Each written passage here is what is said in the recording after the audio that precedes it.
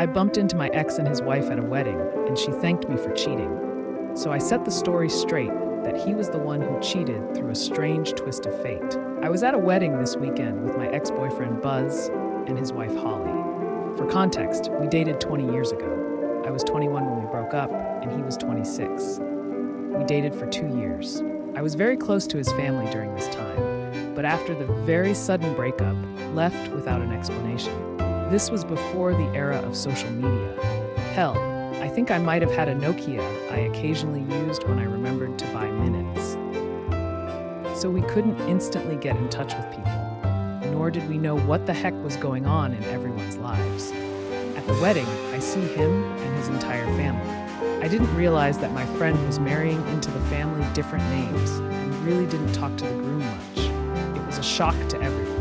I expected awkwardness at the reception, but his family was being cool to me, which was strange, but whatever. Eventually, Holly is trashed and pulls me aside. She wants to thank me for leaving Buzz alone after our breakup. I'm thrown by the strange comment, but drunk people say strange things. I say, yeah, no problem. She continues to say, he was heartbroken when you cheated, but I convinced him you were just a hoe and to get over it. I laughed and said, what are you talking about? He cheated on me because I chose studying for a final instead of going out and getting drunk. I left the reception without another word to anyone on his side of the family. I went over and kissed my friend goodbye, citing a migraine, which I am prone to get. No drama now. Family members who got my cell number from our mutual friend or found me on Facebook are messaging me like crazy. Rewind 20 years ago when I learned about the cheating, the very next day from his best friend who hated me. I called Buzz for the truth, and he said, I'm coming home now. We'll talk in a few. Don't do anything stupid. That told me all I needed to know. So I got my few items I kept at his place and left before he got there. Like I said earlier, I'm not going to force myself if I'm not wanted. Buzz didn't want me, otherwise he wouldn't have done that. So why bother with waiting for the dang excuses?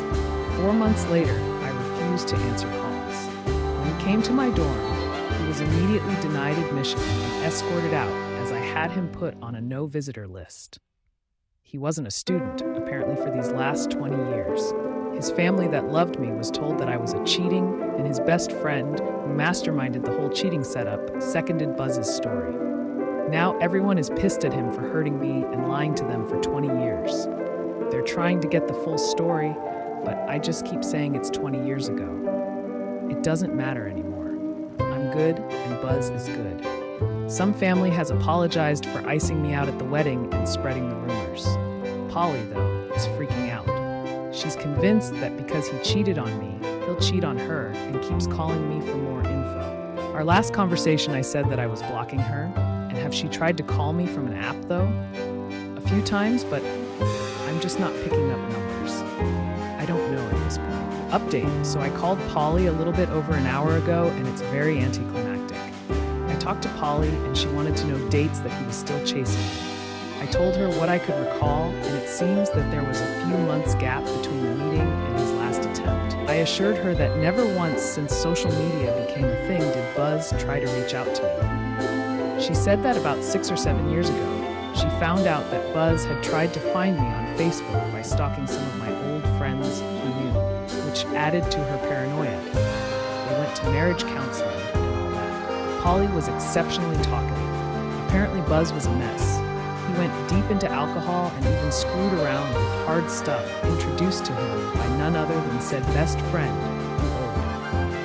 A few years after all this went down, Callie hated and was hated by his best friend, and when he tried to come between Polly and Buzz a bit into their relationship, Buzz saw his best friend was a massive jerk and went no contact.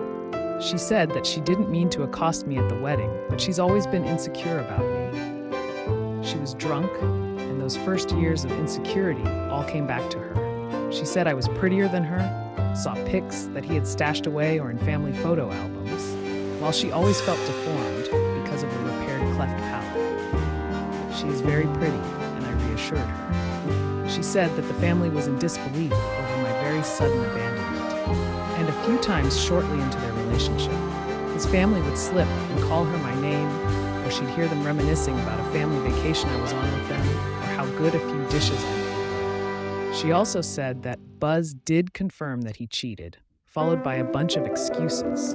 I said that I really didn't care to hear what he told her. I did say that I wish him no ill will, and I'm truly glad that he settled down and found happiness. But I'm done with this. I don't want to reconnect with any family members.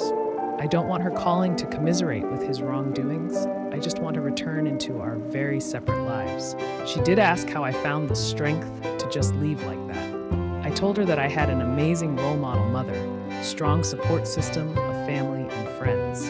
We had no shared resources to divide, and I have a low tolerance for bullcrap. Holly was quiet and said thank you. We then hung up. Of course. Now I'm wondering if she's thinking Buzz is cheating on her, and that's why she asked me about strength. I blocked her again, so I'll never know. I do wish her all the best, but I'm going to return to my apathetic life. Thank you for your support, as well as some of your crazy comments. At least they gave me a giggle. I hope that every person knows their worth and has strength to do what they know has to be done.